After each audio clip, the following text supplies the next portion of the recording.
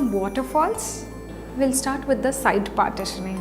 Take the crown area and braiding, but in a different way. Make it into 3 sections. Add first section, release it.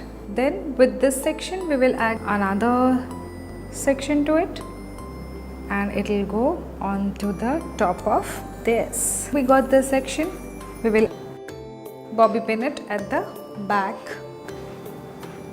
Try to pull the layers, cross this to each other. Again onto this we are adding one by one like how we did before. Bobby pin.